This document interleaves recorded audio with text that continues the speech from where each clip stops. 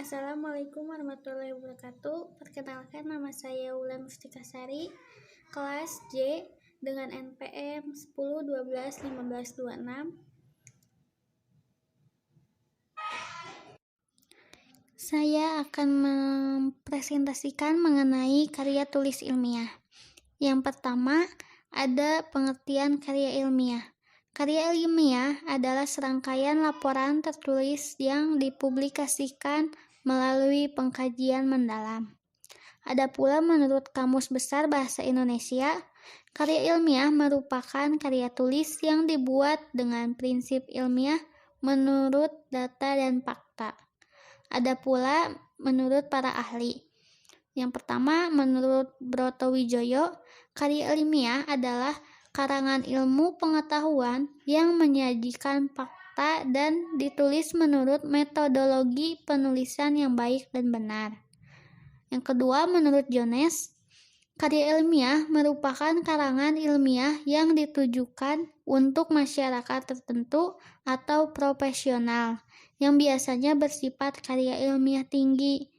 Yang ketiga, menurut Wahyu, karya ilmiah adalah suatu karangan dapat dikatakan ilmiah jika ia mengungkapkan suatu permasalahan dengan metode ilmiah.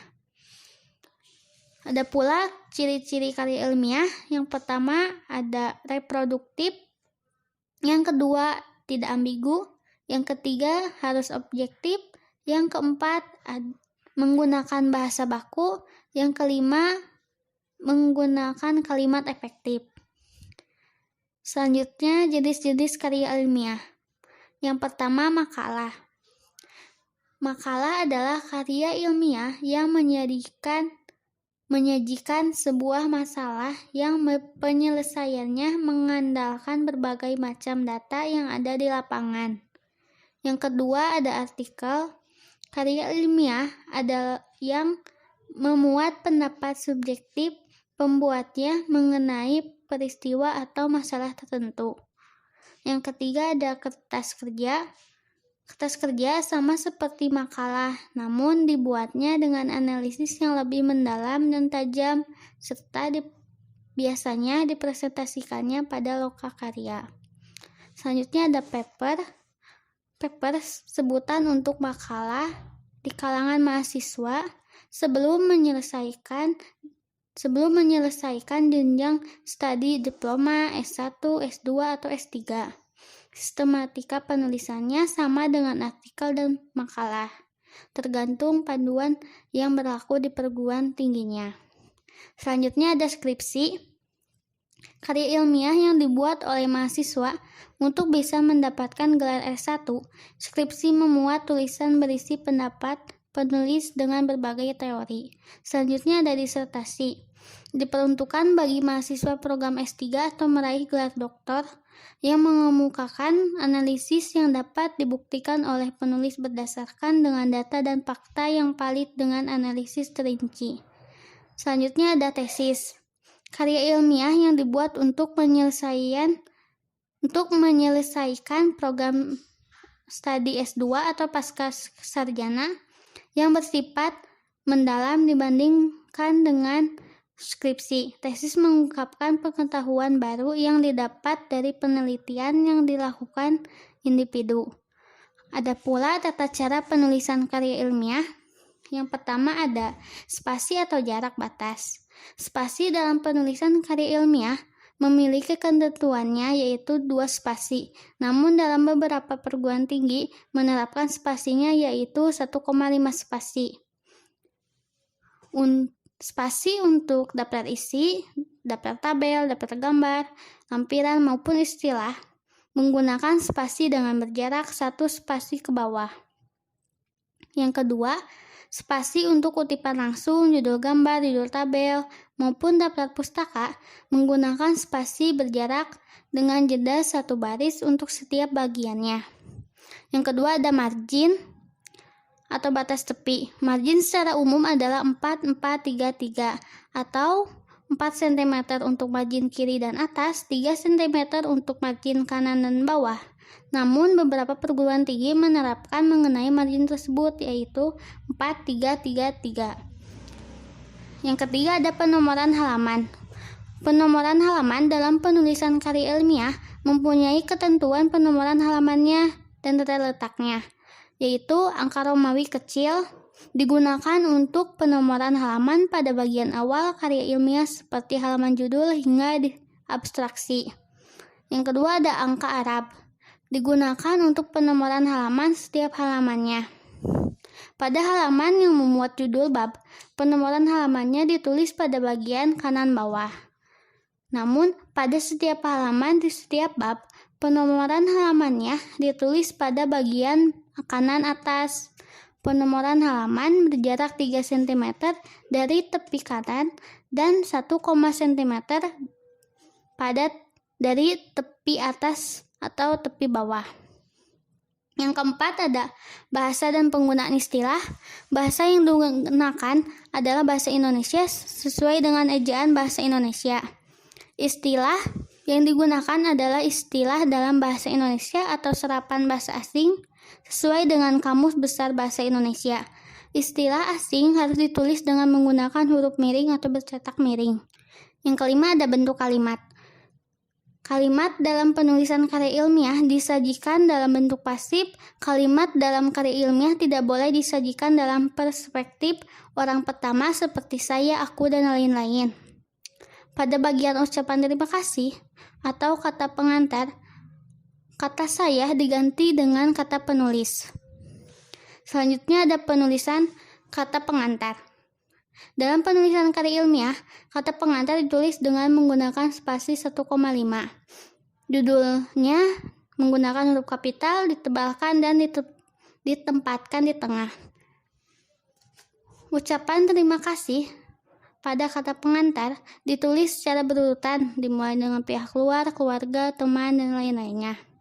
Selanjutnya ada penulisan abstrak. Abstrak merupakan intisari dari karya ilmiah yang dibuat. Judul abstrak ditulis dengan menggunakan huruf kapital, ditebalkan, dan ditempatkan di tengah. Isi abstrak pada umumnya ditulis dengan spasi tunggal dengan jumlah kata minimal 75 kata dan maksimal 100 kata. Ditulis dalam satu paragraf.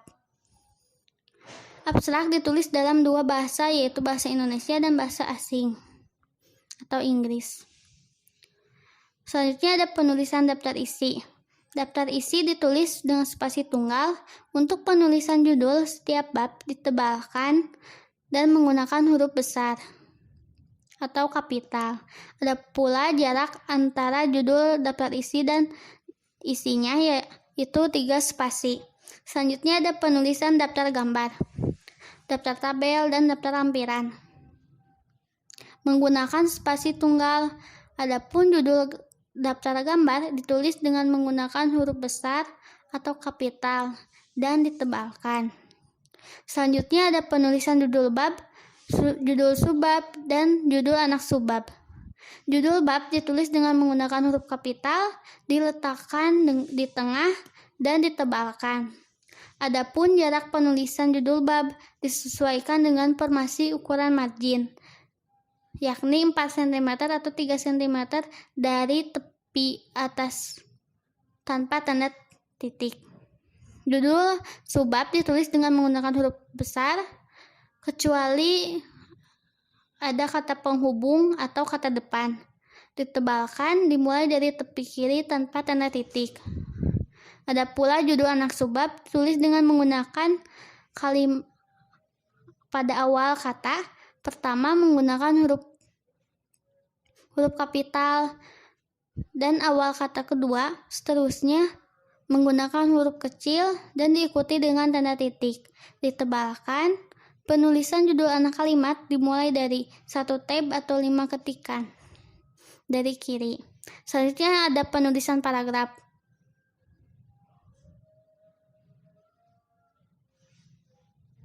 Dalam penulisan karya ilmiah, paragraf baru yang letaknya tepat di bawah judul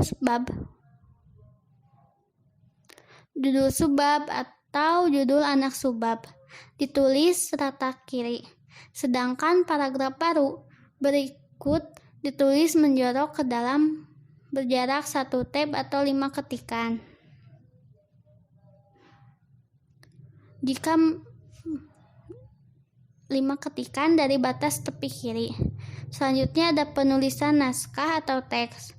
Penulisan posisi naskah atau teks diatur dengan ketentuan rata kiri kanan.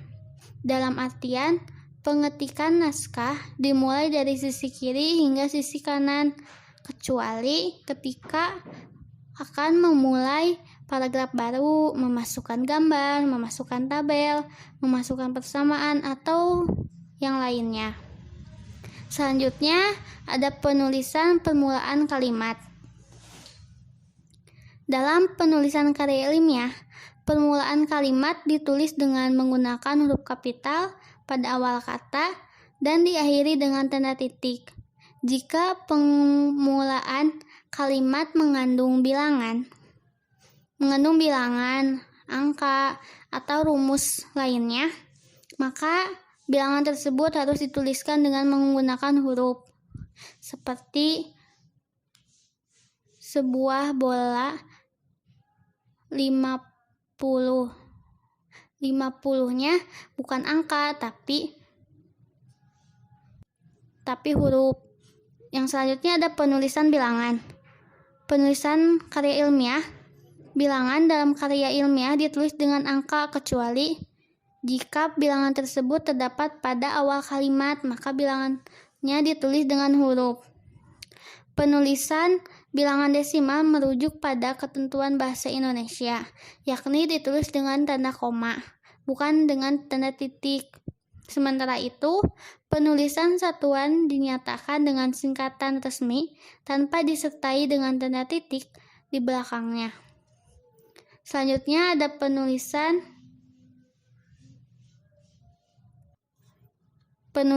nama gambar, nama tabel.